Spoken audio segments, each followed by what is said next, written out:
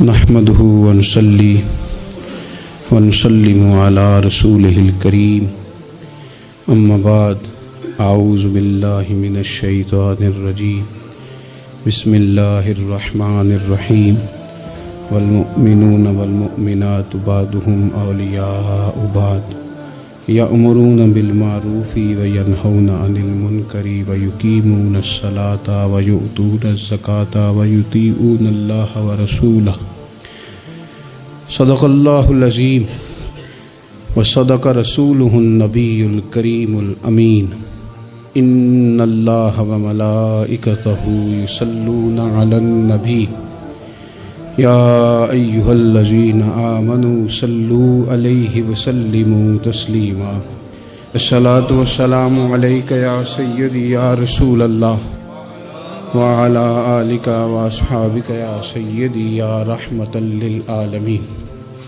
حمد و صلات کے بعد دوستو، بزرگوں اور بھائیوں، انسان معاشرے میں جب جنم لیتا ہے، پیدا ہوتا ہے اور پھر وہ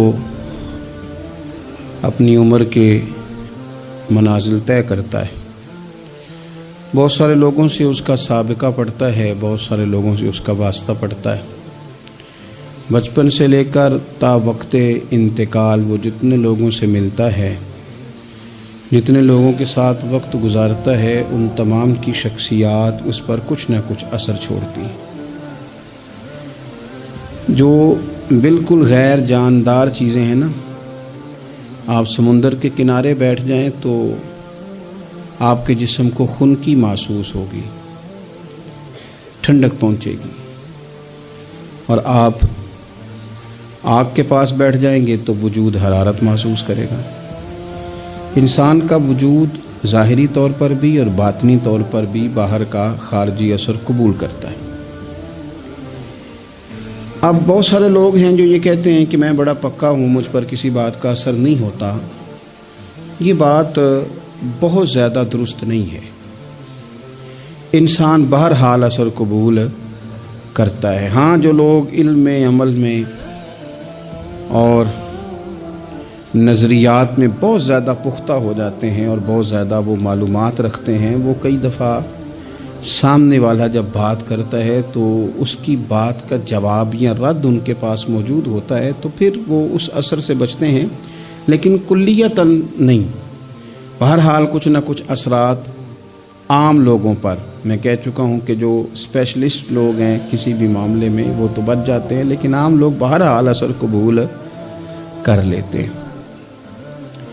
اللہ تبارک و تعالیٰ نے نا اپنے بندوں کی اس کمزوری پر بھی اپنے بندوں کو یہ رہنمائی کی ہے کہ چونکہ تم نے اثر قبول کرنا ہے، لہذا اس طرح کرنا کہ سالے نیک لوگوں کی صحبت میں بیٹھنا، اور جو برے لوگ ہوں ان سے خود بخود پرہیز کرنا، ان کے پاس ہی نہ جانا۔ ضروری نہیں ہے کہ بچے کو آگ جلا ہی دے، لیکن بچہ چونکہ اس کا اثر لے لے گا، وہ اسے پتہ نہیں کہ وہ آگ ہے، لہذا اس کی ماں اسے نصیحت کرتی ہے کہ بیٹا تو آگ کے پاس جا ہی نہ، ایسا نہ ہو کہ تو چلا جائے اور تیرے لیے بہت زیادہ نقصان کا باعث یہ چنگاریاں بن جائیں۔ اللہ تبارک و تعالیٰ نے نا ہمیں صالحین کی صحبت اختیار کرنے کا کہا اور برے لوگوں سے بچنے کا کہا، اور اگر قرآن مجید کی زبان میں سادہ ترجمہ کیا جائے تو ایک قوم کے پاس بیٹھنے کو کہا اور 2 مرتبہ پرہیز کا کہا۔ صراط الذین انعمت علیہم، ان لوگوں کے رستوں پہ چلو جو انعام یافتہ ہے، وہ ایک گروہ بتایا، اور غیر المغضوب علیہم ولا الضالین، ان سے بچو جن پر غضب ہوا اور وہ جو رستے سے بھٹک گئے، گمراہ ہو گئے۔ پرہیز کی باری آئی تو 2 لوگ بتائے، بھٹکے ہوئے سے بھی بچنا، اور جو فضل والے نہ ہوں، غضب والے ہوں، ان سے بھی بچنا۔ تو صالح صحبت، اچھی صحبت، نیک لوگوں کے ساتھ اٹھنا بیٹھنا۔ قرآن مجید کی سورہ توبہ میں اللہ کریم ارشاد فرماتے ہیں والمؤمنون والمؤمنات بعضهم اولیاء بعض، مومن مرد اور مومن عورتیں ایک دوسرے کے مددگار ہیں، دوست ہیں، مددگار ہیں۔ کیا مدد کرتے ہیں؟ وہ مالی مدد کرتے ہیں، ان کو معاشی طور پر سپورٹ کرتے ہیں؟ نہیں، ارشاد فرمایا یأمرون بالمعروف وینہون عن المنکر، وہ نا بھلائی کا حکم دیتے ہیں اور برائی سے منع کرتے ہیں، یہ والی مدد کرتے ہیں ایک دوسرے کی، یہ مومنوں کا کمال ہے۔ اور پھر وَيُقِيمُونَ الصَّلَاةَ وَيُؤْتُونَ الزَّكَاةَ، وہ نماز صحیح ادا کرتے ہیں اور زکوٰۃ بھی ٹھیک ادا کرتے ہیں۔ وَيُطِيعُونَ اللَّهَ وَرَسُولَهُ، اللہ کی بھی اطاعت کرتے ہیں اور اللہ کے رسول کی بھی اطاعت کرتے ہیں۔ ان کی مدد یہ ہے ایک دوسرے کے لیے کہ وہ بھلائی کا حکم دیتے ہیں، برائی سے منع کرتے ہیں، مل کے نمازیں پڑھتے ہیں، زکوٰۃ ادا کرتے ہیں، اللہ اور اس کے رسول کی اطاعت کرتے ہیں۔ فرمایا اولئک سیرحمہم اللہ، قربان جائیں، کیا انداز کریمانہ ہے رب کریم کا۔ فرمایا یہ وہ لوگ ہیں جن پر اللہ ضرور رحم فرمائے گا، جن پر اللہ اپنے فضل سے ضرور رحم کرے گا، اللہ ضرور رحمت کرے گا ان لوگوں پر، اس لیے کہ یہ ایک دوسرے کے مددگار ہیں۔ ان اللہ عزیز حکیم، اور بے شک اللہ غالب حکمت والا ہے۔ ایک دوسرے کی مدد خیر کے کاموں میں کرنی چاہیے۔ نبی کریم صلی اللہ تعالی علیہ وسلم نے فرمایا کہ اپنے بھائی کے مددگار بن جاؤ، چاہے وہ ظالم ہو یا مظلوم ہو۔ فوری طور پر انسانی ذہن میں سوال اٹھتا ہے کہ یا رسول اللہ صلی اللہ تعالی علیہ وسلم، یہ مظلوم کی مدد تو سمجھ میں آتی ہے، ظالم کی مدد کیسے کریں؟ تو اللہ کے حبیب علیہ السلام دیکھیں کتنا نفسیات کے قریب، کتنا آسان کر کے، کتنا انسانی سطح جس کو بڑی جلدی قبول کرے، اس طرح حضور نصیحت فرماتے، یا رسول اللہ صلی اللہ تعالی علیہ وسلم یہ بھلا ظالم کی مدد کیسے کریں؟ تو حضور نے فرمایا اسے ظلم کرنے سے روک دو، یہی تمہاری اس کے لیے مدد ہے۔ تم اسے سمجھاؤ کہ یہ بات غلط ہے، تم اسے کہو کہ تم زیادتی پر ہو، تم اسے کہو کہ تم غلط بات پہ اڑ گئے، تم اسے سمجھاؤ کہ جس رستے کے تم مسافر بنے ہو یہ رستہ ٹھیک نہیں ہے، یہ تمہاری مدد ہوگی اس کے لیے۔ تم اپنے دوست کو، بھائی کو، عزیز کو، رشتہ دار کو قائل کرو کہ وہ غلط کام نہ کرے، یہ تمہاری مدد ہے اس کے لیے، تم مددگار بن گئے اپنے اس بھائی کے۔ اچھے لوگوں کی صحبت، اچھے لوگوں کے پاس اٹھنا بیٹھنا۔ آج کل اس کا ترجمہ اور بھی کیا جا سکتا ہے کہ اچھے لوگوں کو سننا، اچھے لوگوں کی بات پر توجہ دینا۔ مولانا ایک مزاج ہے ذائقہ بدلنے کا، یعنی یہ طبیعت بڑی انوکھی ہے لوگوں کی، کہتے ہیں یہ تو بات روز سنتے ہیں، کوئی انوکھی بات نہ سنیں، اس چہرے کو تو روز دیکھتے ہیں، کوئی انوکھا چہرہ نہ دیکھیں۔ لیکن درویش کیا کہتے ہیں؟ کہتے ہیں پاہویں سونے ملن ہزارہ، آسان نہیں یار بٹونا۔ او بھائی یہ مطلب سنو تو صحیح جی، فلانا کیا کہہ رہا ہے۔ او بھائی خدا کے بندے، پہلے تو اپنوں کی تو سن لے، وہ تو سمجھ لے، اس پر تو تھوڑا سا تو غور کر لے۔ ہم اس طرح الجھ جاتے ہیں اور قصداً الجھاؤ پیدا کرتے ہیں، ادھر بھی تھوڑا گئے، ادھر بھی تھوڑا گئے، اتنی بھی تھوڑی سنی، ٹھیک ہے، یہاں تو آپ پھر اتنا وقت رکھتے ہوں کہ سب کی بات سنیں، اور اتنی صلاحیت رکھتے ہوں کہ اس کو پرکھ بھی سکیں، اور آپ اپنی ذہنی سطح پہ لا کے پھر صحیح کو صحیح کہنے کی طاقت رکھتے ہوں، غلط کو غلط کہنے کی اور جاننے کی صلاحیت رکھتے ہوں، تو آپ یہ کام کریں۔ لیکن اگر ایسا نہیں ہے تو پھر تو آپ اثر قبول کریں گے، پھر تو معاملات اور طرح کے ہو جائیں گے۔ اس لیے کوشش کریں کہ صالحین کی سنگت۔ نبی پاک صلی اللہ تعالی علیہ وسلم نے فرمایا، میرا خیال ہے اس عنوان پر اس سے زیادہ قیمتی بات نہیں ہو سکتی۔ اللہ کے حبیب علیہ السلام نے فرمایا کہ انسان اپنے دوستوں کے دین پہ ہوتا ہے۔ اوئے ہوئے، اتنی بڑی بات۔ فرمایا انسان اپنے دوستوں کے مذہب پر ہوتا ہے، اس لیے سوچ کے بنایا کرو کہ یار کسے بنا رہے ہو، غور کر لو اس کو، دوستی کو، یارانے کو، اٹھنے بیٹھنے کو معمولی سا کام نہ سمجھنا، آنے جانے کو، سفر کرنے کو معمولی سا کام نہ جاننا۔ بندہ اپنے دوستوں کے مذہب پہ ہوتا ہے، اس کے منہ میں زبان اپنی ہوتی ہے۔ اکثر لوگ ایسے ہوتے ہیں ان کے منہوں میں زبان اپنی ہوتی ہے، لفظ اپنے نہیں ہوتے، جملے کسی اور کے بول رہے ہوتے ہیں۔ اس کا مطلب یہ ہوتا ہے کہ وہ سارا اثر قبول کر چکے ہیں کہ جو انہیں یہاں تو راہ حق پہ لے گیا ہے، اور اگر جس کا وہ اثر لے رہے تھے بندہ غلط تھا تو وہ انہیں غلط ترک پہ لے گیا ہے۔ ایک بات خواجہ حسن بصری کی، اللہ اکبر، صحیح لوگ چل رہے ہوتے ہیں، کسی درویش کے عقیدت مند ہوتے ہیں، تربیت پا رہے ہوتے ہیں، رستہ صحیح چل رہا ہوتا ہے، لیکن وہ مطلب فٹافٹ ایک کوئی شخص بیچ میں گھستا ہے اور آگے کہتا ہو نہیں میں تجھے بتاتا ہوں معاملہ تو کچھ اور ہے۔ وہ بالکل سڑک پہ صحیح چل رہے، اب انہوں نے غلطی کیا کی، انہوں نے ہر چمکنے والی چیز کو سونا سمجھ لیا، انہوں نے ہر اجلی چیز کو طیب جان لیا۔ حضرت خواجہ حسن بصری فرماتے ہیں بروں کی صحبت میں نہ بیٹھنا، بروں کی صحبت تجھے اچھوں سے بدگمان کر دے گی، وہ تیرے ذہن میں اچھوں کے بارے میں۔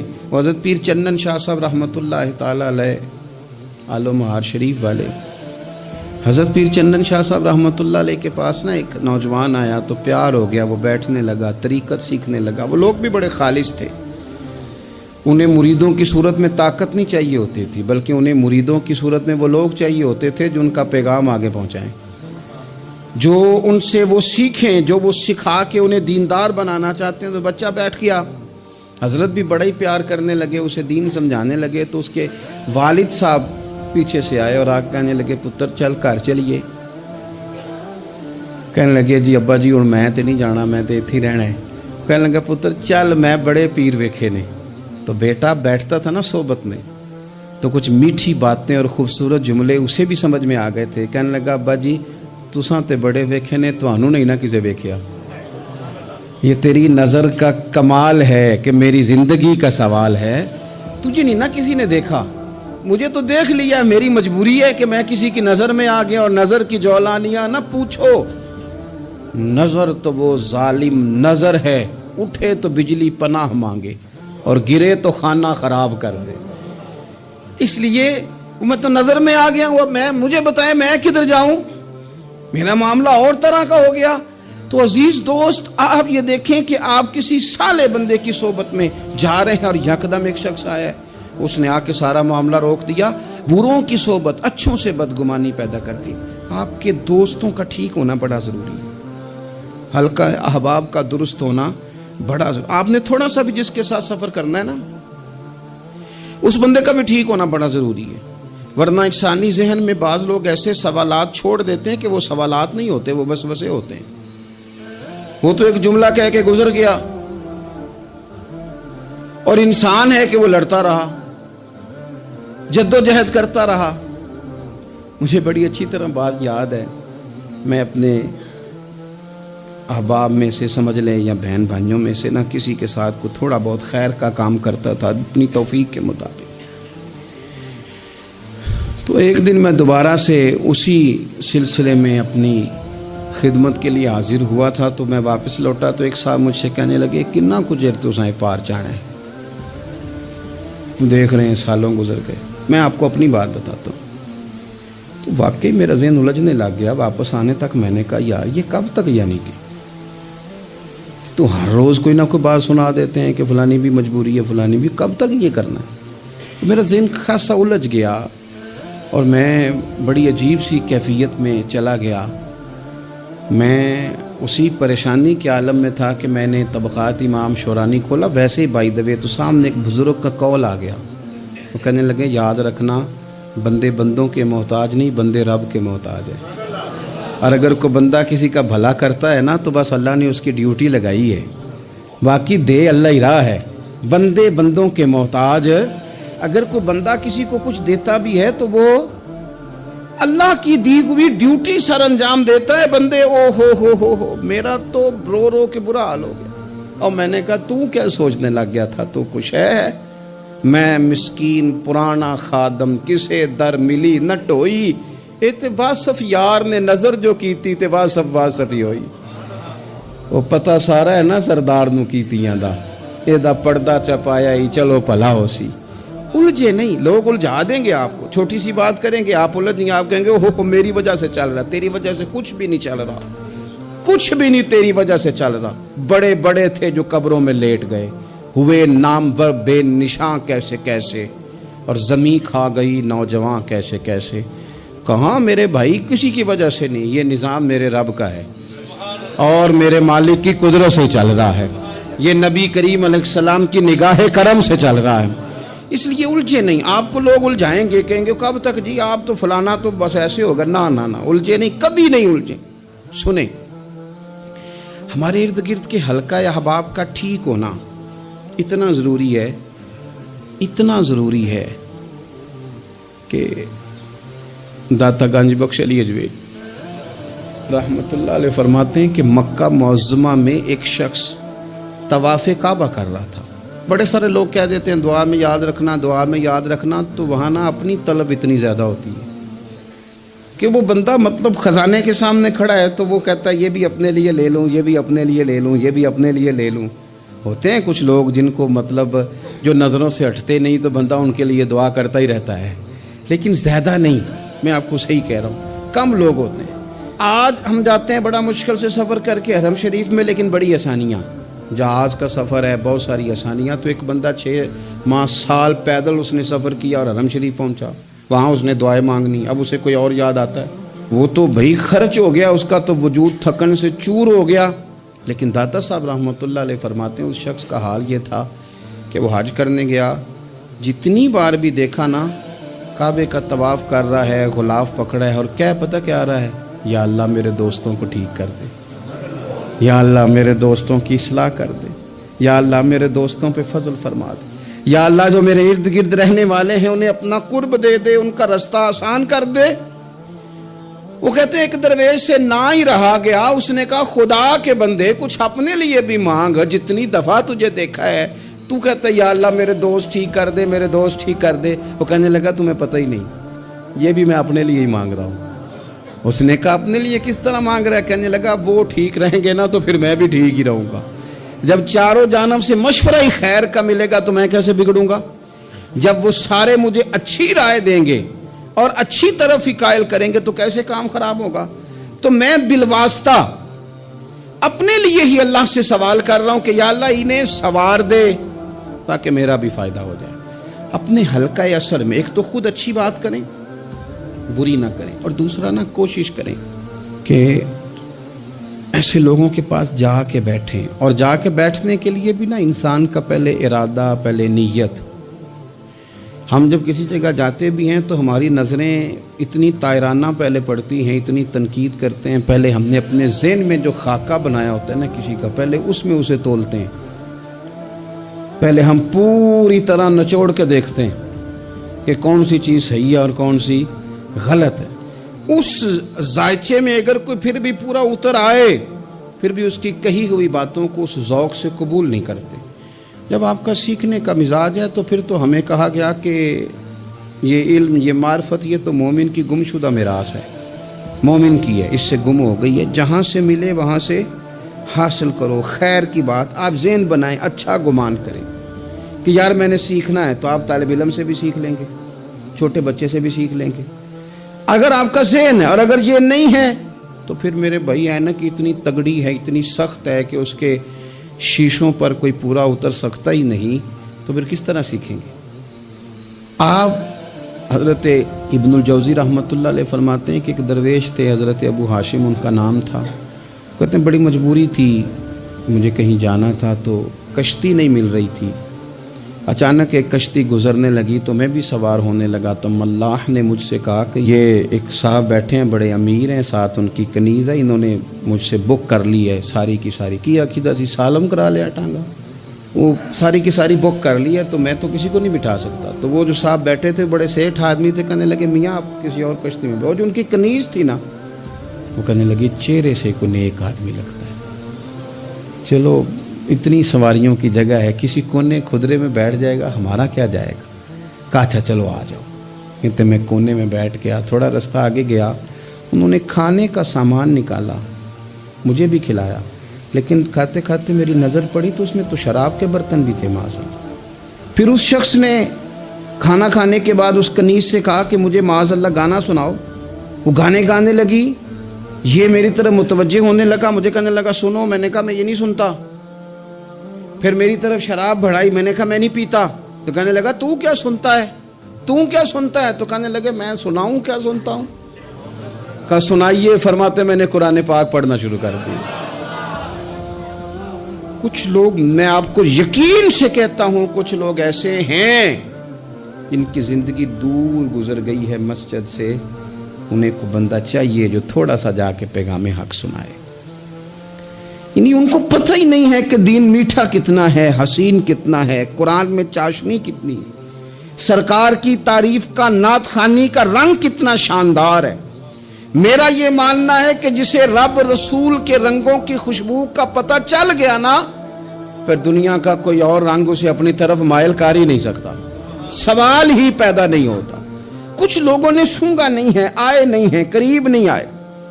تو شیخ ابو ہاشم کہتے ہیں، مجھے کہنے لگا سناؤ نا، امیر آدمی تھا، کبھی اس طرف گیا ہی نہیں تھا، ڈھیروں لوگ ہیں جو نہیں مسجد جاتے۔ الہاکم التکاثر حتی زرتم المقابر، اللہ فرماتے ہیں کہ تمہیں دولت کی ہرس نے اتنا عجیب الجھا دیا کہ قبروں تک پہنچ گئے تم۔ بہت سارے لوگ ہیں قبر میں چلے جاتے ہیں، مسجد میں نہیں آتے۔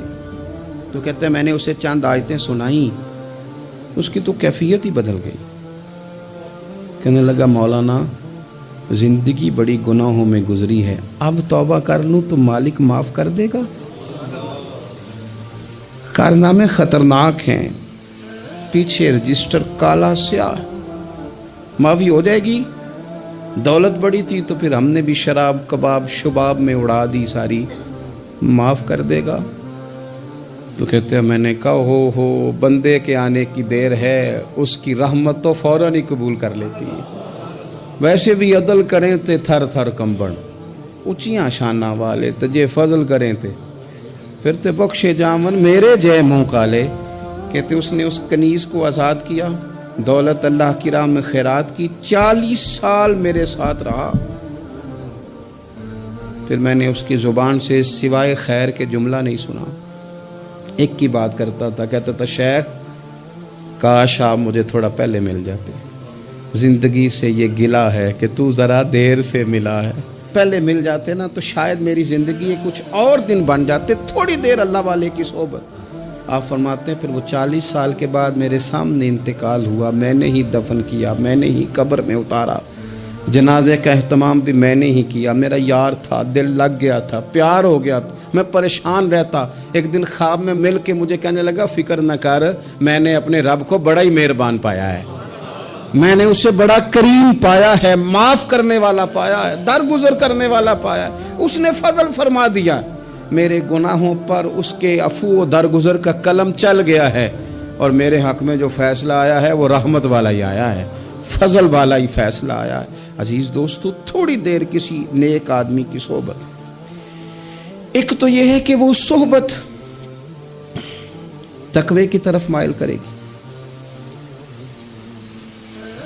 تو برے آدمی کی صحبت نہ آپ کی طبیعت میں ہیجان پیدا کرے گی، ہیجان۔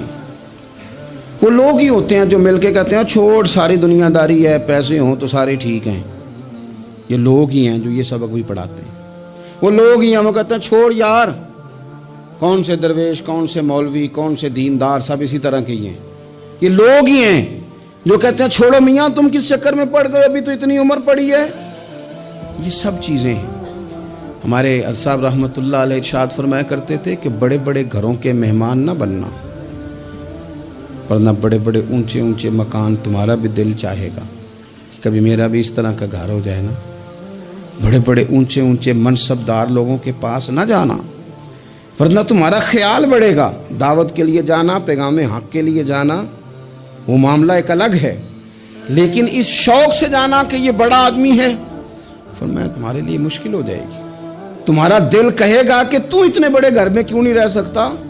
اور پھر میں نے یہ بھی دیکھا ہے کہ بڑے بڑے خیر والے لوگ تھے لیکن صحبت بری مل گئی، لوگ نہیں ٹھیک مل سکے، مشیر نہیں ٹھیک مل سکے، معاونین نہیں ٹھیک مل سکے، رستے میں رہ گئے۔ صحیح بخاری میں ایک بادشاہ کا واقعہ ہے، بادشاہ کا۔ میں نے جب اسے پڑھا تو میں حیران ہی رہ گیا کہ یہ جو مشیر وزیر ہوتے ہیں یہاں تک لے جاتے ہیں بندے کو۔ وہ ہمارے ایک وزیر صاحب نے تھوڑے دن پہلے کہا ہے، بیچارے نا خبروں میں رہنے کے لیے اس طرح کی شرارتیں کرتے ہیں۔ اس کی وجہ یہ ہوتی ہے کہ ملک کا نظام تو چلتا نہیں، تو پھر وہ چاہتے ہیں کچھ لوگوں کو ادھر الجھا دو تاکہ وہ اصل سے ان کی توجہ ہٹ جائے۔ انہوں نے کہا جی قائد اعظم اسلامی ملک نہیں بنانا چاہتے تھے، تو کون سا بنانا چاہتے تھے؟ پاکستان کا مطلب کیا؟ لا الہ الا اللہ محمد رسول اللہ صلی اللہ علیہ وسلم۔ میں آپ کے جواب میں صرف اتنی بات کہوں گا کہ جو پاکستان بنانے والے تھے نا، وہ آپ کی طرح کے لوگ نہیں بنانا چاہتے تھے، آپ کی طرح کے لوگوں کے حوالے نہیں کرنا چاہتے۔ ہمارے لیڈروں کا یہ حال ہے کہ اس طرح کے لوگوں کو مشیر بنا لیتے ہیں، وزیر بنا لیتے ہیں۔ یہ کتنی رکاوٹ پیدا کرتے ہیں، کتنی تباہی کرتے ہیں۔ دیکھیے بخاری میں موجود ہے، ہرقل بادشاہ نے حضرت ابو سفیان رضی اللہ تعالیٰ عنہ، جو اس وقت ابھی کلمہ نہیں پڑھتے تھے، ان کو بلا کے نبی پاک علیہ السلام کے بارے میں ساری باتیں پوچھی، ایک ایک بات اس نے حضور کے بارے میں پوچھی، اور آخر میں یہ بھی پوچھا کہ کیا انہوں نے معاذ اللہ کبھی جھوٹ بولا ہے؟ تو ابو سفیان کہنے لگے نہیں، قربان جاؤں، میری مخالفت اپنی جگہ پہ، لیکن وہ میرے سامنے پیدا ہوئے ہیں، 40 سال کی عمر میں اعلان نبوت کیا ہے، ان کی گود میں بیٹیاں کھیلتے میں نے دیکھی ہیں، ان کے مقدس بال میرے سامنے سفید ہوئے ہیں، محبوب نے جب بھی بولا حق اور سچی بولا ہے۔ اس کی نہ طبیعت میں دین اتر گیا بادشاہ کی۔ اس نے اس کے جواب میں بڑا خوبصورت جملہ کہا، کہنے لگا جس نے بندوں سے کبھی جھوٹ نہیں بولا، وہ یہ جھوٹ کیوں بولیں گے کہ میں اللہ کا رسول بن کے آیا۔ اس کی طبیعت تسلیم کر گئی کہ نبی پاک علیہ الصلوۃ والسلام سچے اور آخری نبی ہیں، اور اس نے اظہار بھی کیا، کہنے لگا مجھے یہ تو امید تھی کہ اللہ کے آخری محبوب علیہ السلام اپنی شانوں، عظمتوں، رفعتوں، بلندیوں سمیت تشریف لانے والے ہیں، پر یہ نہیں پتا تھا کہ وہ اہل عرب میں سے آئیں گے۔ اس نے کہا میں جلدی سے حاضر ہو کے نا حضور کی اطاعت قبول کرتا ہوں۔ لیکن بادشاہ تھا نا، بڑا آدمی جو ہوتا ہے نا، وہ اپنے ماحول کو ذرا تھوڑا ساتھ لے کے چلنا چاہتا ہے۔ تو بادشاہ نے بھی نا اپنے جتنے اس کے وزیر مشیر تھے ان کو بلایا اور اپنے محل میں دعوت دی۔ ذرا انداز دیکھیے گا، اور خود بالا خانے کے اوپر چڑھ گیا، دروازے بند کر لیے، اور اوپر چڑھ کے نا انہیں بالا خانے سے جھانک کے کہنے لگا تمہیں بھی پتہ چل گیا، مجھے بھی پتہ چل گیا، اللہ کے آخری رسول تشریف لے آئے صلی اللہ تعالی علیہ وسلم۔ اب میرا خیال ہے کہ ہماری اور تمہاری بہتری اور بقا اسی میں ہے کہ ہم بیٹھے نہ رہیں، جلدی سے جا کے محبوب پاک کے دامن کو تھام لیں، حضور کی فرما برداری قبول کر لیں۔ اب جب بادشاہ نے یہ بات کی تو وہ جو وزیر تھے، مشیر تھے، ان کی حالت اتنی خطرناک ہو گئی کہ وہ تو دروازوں کی طرف دوڑے کہ کھولیں گے اور نوچ لیں گے بادشاہ کو، یہ کیا کہہ رہا ہے معاذ اللہ۔ اس قدر زیادہ ان لوگوں نے اظہار کیا استغفر اللہ معاذ اللہ دین سے دوری کا۔ جب بادشاہ نے یہ کیفیت دیکھی نا، اوہو، بندے دیکھ کے رب رسول سے دور رہ گیا، کہنے لگا نہیں نہیں بھائی، نہیں، میں تو صرف تمہیں آزما ہی رہا تھا کہ تم اپنے دین کے ساتھ کتنے پختہ ہو، ہم نہیں کہیں بھی جا رہے، ہم یہیں رہیں گے، یہی ہمارا دین رہے گا۔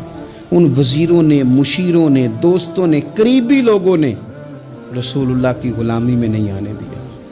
اتنا برا اثر کرتے ہیں یہ مشیر وزیر، اتنا خوفناک حال کر دیتے ہیں انسان کا قریب رہنے والے لوگ کہ سامنے کرم کا دریا بہہ رہا تھا، لیکن اس کی بدقسمتی دیکھو، وہ دور اس لیے رہ گیا کہ اس کے دوست ٹھیک نہیں تھے، مشورہ دینے والے ٹھیک نہیں تھے، قریب رہنے والے ٹھیک نہیں، یہ دور رہ گیا۔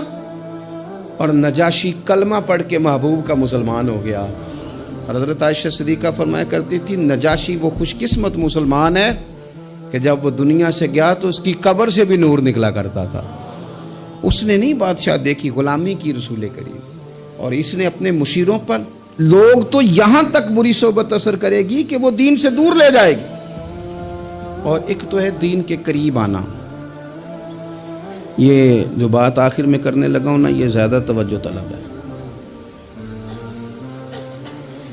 جو لوگ کہتے ہیں نا میرا دل نہیں بدلتا، جو لوگ کہتے ہیں میری کیفیت نہیں بدلتی، ذوق نہیں آتا، تو یہ حدیث بتاتی ہے کہ ذوق بھی کوئی خاص صحبت میسر آئے تو پھر ہی قائم رہتا ہے۔ وہ جو محبوب علیہ السلام نے فرمایا نا کہ اللہ کا بندہ وہ ہے جسے دیکھو تو رب یاد آ جائے۔ خاص لوگ ہوتے ہیں جن کی صحبت میں بیٹھنے سے انسان کا دل اللہ سے جڑتا ہے، رسول اللہ صلی اللہ علیہ وسلم سے جڑتا ہے، دین پر عمل کرنے کو طبیعت چاہتی ہے۔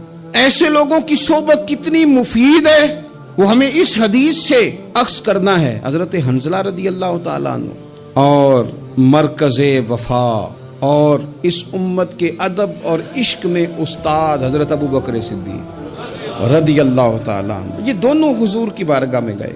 انداز کا اختیار کیا، کہنے لگے یا رسول اللہ صلی اللہ علیہ وسلم، ہمارے دل کی تو کیفیات دو قسم کی ہیں. حضور جب ہم آپ کے پاس ہوتے ہیں نا، جنت اور دوزخ کا ذکر سنتے ہیں، ہمیں یوں لگتا ہے جنت اور دوزخ ہماری آنکھوں کے سامنے. دل کے اندر فوراً جذبات ابھر آتے ہیں کہ اب ہر خیر کا کام کرنا، اب جنت ہی کی طرف مائل ہونا ہے. ہماری قلبی کیفیات، ہماری باطنی کیفیت بدل جاتی، نور نالا نور ہو جاتا ہے سارا کچھ. لیکن حضور جب ہم آپ کی بارگاہ سے اٹھ کے گھر جاتے ہیں، بال بچوں کے پاس جاتے ہیں، تو پھر وہ حال نہیں رہتا. یا رسول اللہ صلی اللہ علیہ وسلم یہ کیا ہے؟ تو محبوب نے کیا فرمایا؟ آپ یقین کریں جو اہل طریقت اور تصوف ہے نا، یہاں ان کی روحیں مچل جاتی ہیں. حضور فرمانے لگے حالت ایک طرح کی نہیں رہتی، ہاں اگر تمہاری وہی حالت رہے جو تمہاری میرے پاس ہوتی ہے، اگر کیفیت باطنیہ وہی رہے جو میری بارگاہ میں ہوتی ہے، تو فرمایا تم بستروں میں موجود ہو اور فرشتے آ کے تم سے سلام کریں. تم ابھی رستوں میں ہو اور فرشتے تم سے ملاقات کریں، اگر تمہاری کیفیت وہ بن جائے جو یہاں ہوتی ہے، اگر تم اسی پر جم جاؤ، وہی حالت ہو جائے، تو پھر تو فرشتے گویا آئیں تمہاری زیارت کے لیے، تمہاری ملاقات کے لیے فرشتے آئیں. اگر کیفیات بدل جائیں کسی اللہ کے بندے کی بارگاہ میں بیٹھ کر، تو پھر اس کیفیت کو برقرار رکھنے کی کوشش کی جائے. اگرچہ حضور نے فرما دیا کہ کیفیات ایک جیسی نہیں رہتی، اور چلو میرے بھائی تھوڑی دیر کے لیے ہی صحیح، جتنی صحبت میسر آئے. شاید اسی لیے امام اعظم ابو حنیفہ رحمۃ اللہ علیہ کی عمر 60 سال سے زیادہ تھی. تو کسی نے پوچھا حضور کتنی عمر ہے؟ فرمایا عمر ہے 3 سال. حضرت آپ تو علم، عمل، روحانیت، معرفت کے شاہ سوار ہیں، تو ساری داڑھی سفید اور آپ کہہ رہے ہیں 3 سال. فرمانے لگے عمر وہی 3 سال ہے جو امام جعفر صادق کی خدمت میں گزر گئی. وہ کیفیات جو ان کی بارگاہ میں رہتی تھیں، وہ انداز جو ان کی بارگاہ میں رہتا تھا، جو ان کے پاس ہوتا تھا، وہ پھر کہیں اور میسر. ہر مشکل دی کنجی یارو ہاتھ مرداں دے آئی، اور مرد نظر کرے جس ویلے، اوئے ہوئے مرد نظر کرے جس ویلے، مرد نظر کرے جس ویلے، پھر مشکل رہے نہ کائی. وہ جو کیفیات ہے نا اس وقت کی، جب کوئی رب کا بندہ ملے اور انسان اس کی صحبت میں بیٹھ کے اپنے رب کو یاد کرے، رسول کریم کی محبت میں مچلے، تو پھر وہ لمحے اتنے قیمتی ہیں کہ وہ زندگی سنوارنے کے لیے کافی ہو سکتے ہیں. اللہ کریم اچھی صحبت نصیب فرمائے. آخر دعوایا ان الحمدللہ رب العالمین.